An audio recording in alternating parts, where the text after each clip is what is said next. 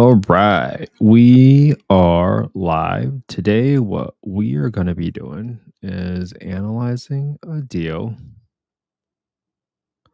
in Florissant, Missouri. And if any of you guys want to watch the full screen version, you guys can always go to youtube.com/@Kent_HE. Oh, why is this not streaming? Hold on.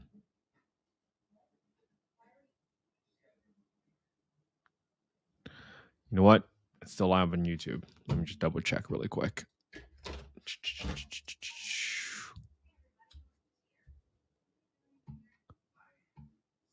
Okay, it's still live, so we're good. So here's what we are going to be looking at this deal that just popped up. It is fully turnkey from what it looks like. When you look at the description, it looks renovated, brand new appliances.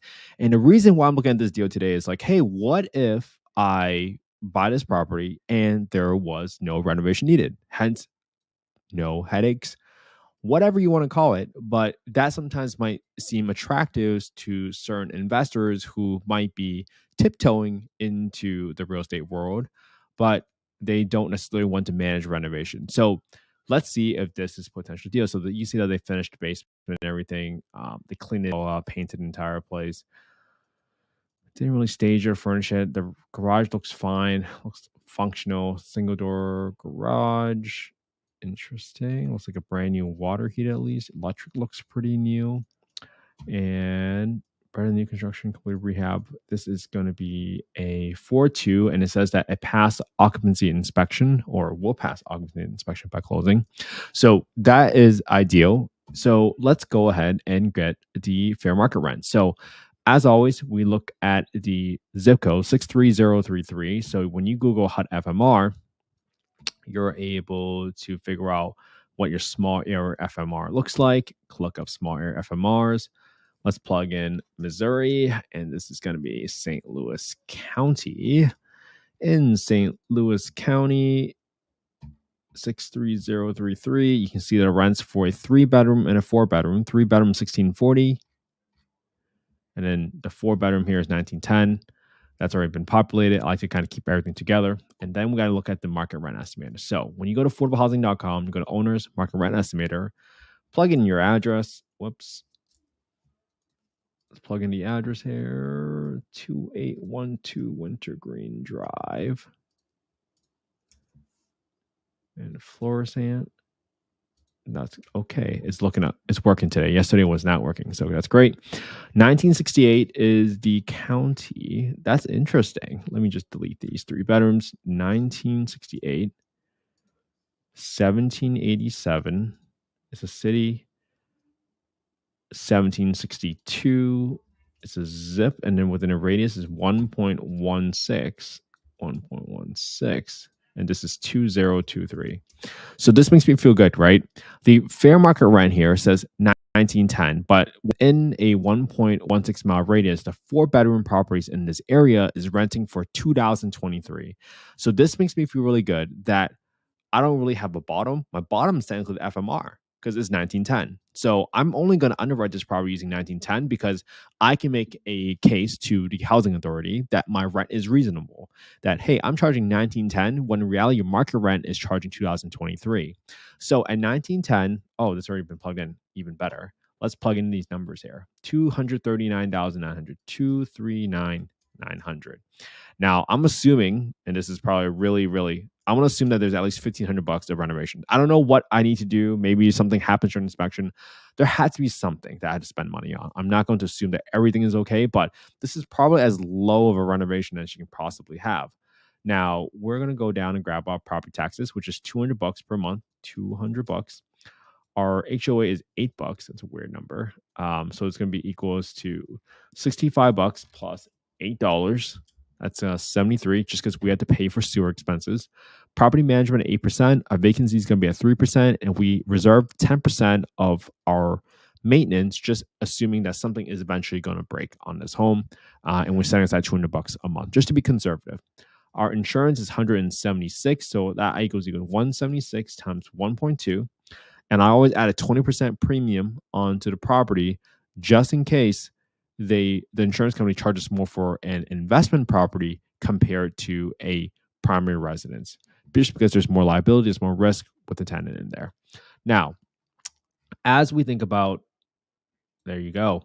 If this is 25% down payment, and right now I'm underwriting at an 8% interest rate on these properties, even though I have a closing cost of $6,000 roughly with only a minimal rehab of $1,500, this property is not a deal. At 910, this probably loses $295, and this is a negative 5.3% cash on cash return, and we're not about that. I'm going to write down the purchase price, and this is going to be a 239,900. Okay, for a secondary rental, does not work. So if my return criteria is 17.5%, and I'm trying to figure out, okay, if I ever see a property that looks turnkey, and I think I can, in this neighborhood, in 63033, that's a 4-bedroom, how much would I be willing to pay in order to meet my criteria? Now, this is probably unrealistic, right?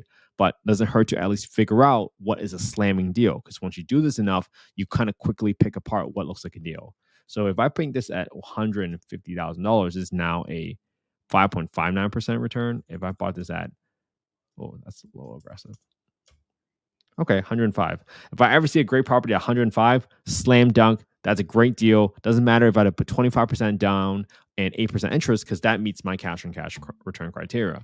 So I might say, hey, at 105, and this is unrealistic, right? But this is how you practice. Eventually, once you do it enough in your own markets, this is how you figure out what looks like a deal, what isn't a deal. And then you quickly realize within this area, hey, if I ever see a property that's renting out for 1910, it's a 4-bedroom minimum rehab, 105, I need to put in an offer right away. So this just comes through practice. You do it over and over, and eventually we realize what looks like a deal, and you determine your buy boxes, right? You could say, well, what if my maintenance is really 8%, or what if my maintenance is really 5%, right? Because it's a fully renovated property. It depends on your risk tolerance. It depends on your assumptions. Now, all of a sudden, you might say, well, I believe that they did such a great job renovating the property, I might be willing to pay $120,000 because that's 16% return, even though my maintenance is only at 5% now. So this is how you adjust the levers based off of your own criteria to determine your own buy boxes for these types of deals that are coming onto the market. Cool. I think this is the example I wanted to go through today. Another thing that I thought might be worth a while to mention is that in the city of Florissant, when you look at the building permits, you can see what they require permits for. Let me see if I can find it for you guys. Permit. I think I just saw this thing in here. Pool. You can see that this city of Florissant requires permits for most remodeling, including you need a permit for fences, pools, decks, porches, sheds, room additions, basement remodeling, garages, fireplaces, patio covers, electrical wiring, plumbing work. Even replacing a water heater, you need a permit. I had no idea that you had to do that. But every city is very different. So it's very smart on your behalf to look up what the building department requires permits for, because you really don't want to play that game where you're doing work that's unpermitted and all of a sudden something happens. It's just not smart. And more importantly, I really wanted to see this because I was like, okay, whoever did this property, one, I want to track this property and how much it sells for, because this can now become a potential comp. Because when I looked at this property, this is the standard that I would like to renovate our Section 8 homes into. This looks like a beautiful home, great finishes, definitely above average in terms of quality. And if I can renovate my home to look something like this is my ideal finish, so that I can attract the best of the best tenants.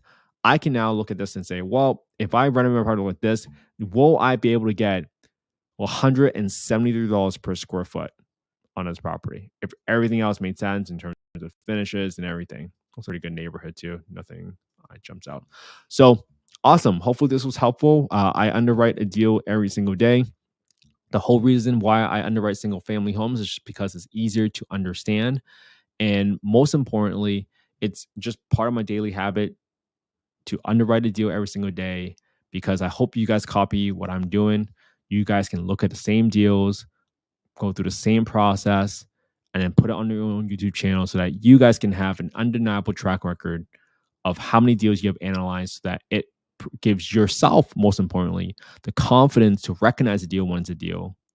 And then also, if you are don't have enough capital to buy on your own, then you can at least go to another potential investor and say, "Hey, this is why I think this is a deal." And it's a deal because for the past 100 properties, they have all not been deals.